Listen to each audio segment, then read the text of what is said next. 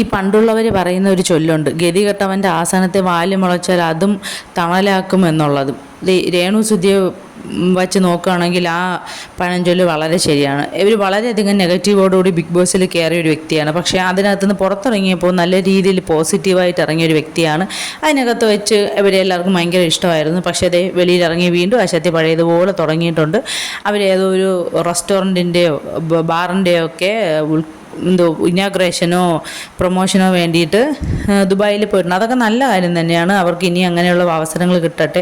പക്ഷെ അവിടെ ചെന്ന് കാണിച്ചു കൂട്ടിയത് അതൊക്കെ ഇച്ചിരി ഓവറായിപ്പോയി. ഡാൻസ് കളിച്ചതും തെറ്റും അതൊന്നുമല്ല. പക്ഷേ വസ്ത്രധാരണവും ചെയ്തതെല്ലാം യഥാർത്ഥത്തിൽ ബാൾ ഡാൻസർമാർ കാണിക്കുന്നത് പോലെ തന്നെയാണ്. എന്നിട്ട് പിന്നെ വന്ന് അതിനെ ന്യായീകരിക്കേണ്ട ആവശ്യമുണ്ടോ?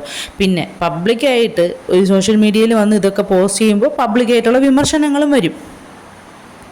അതിന് ബാർ ഡാൻസ് എന്നൊക്കെ പറഞ്ഞ് നിങ്ങൾ കുറേ, ഞാൻ കേരളത്തിൽ നിന്ന് ഇങ്ങോട്ട് വന്നപ്പോൾ കുറേ അവിടെ വിവാദങ്ങൾ പൊട്ടി പുറപ്പെടുന്ന ഞാൻ പറഞ്ഞിട്ടില്ല, ഞാനിതൊന്നും കാണാറില്ല.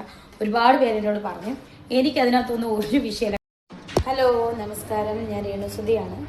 അപ്പം ഞാനിവിടെ ദുബായിൽ വന്നത് ടാപ്ലോൺ എന്ന് പറയുന്ന റെസ്റ്റോറൻറ്റ് ആൻഡ് ബാർ, അതിൻ്റെ പ്രമോഷന് വേണ്ടിയിട്ടാണ് ഞാൻ വന്നത്. ഡാൻസ് ചെയ്യണത് ഫാമിലി ഓഡിയൻസും എല്ലാവരും ഉള്ളപ്പോഴാണ് ഞാൻ ഡാൻസ് ചെയ്തത്. ഈ വീഡിയോ കണ്ടപ്പോൾ ഞാൻ വിചാരിച്ചു, അതെ ഇതിന് വലിയ കുഴപ്പമൊന്നുമില്ലല്ലോ, ചെറിയ ജസ്റ്റ് ഒന്ന് വയറ് കാണുന്നേ ഉള്ളൂ, ഇതിനൊന്നും വലിയ പ്രശ്നമൊന്നുമില്ല, പിന്നെന്താണ് എല്ലാവരും പറയുന്നത്. പക്ഷേ അതെ ഈ വീഡിയോ വന്നു കഴിഞ്ഞപ്പോൾ എനിക്ക് കാര്യം മനസ്സിലായി, എല്ലാവരും വിമർശിച്ചതിൻ്റെയൊക്കെ കാരണങ്ങൾ എന്താണ്. ഒരാൾ അധപ്പതിക്കാൻ തീരുമാനിച്ചു കഴിഞ്ഞാൽ പിന്നെ പറഞ്ഞിട്ട് കാര്യമില്ല.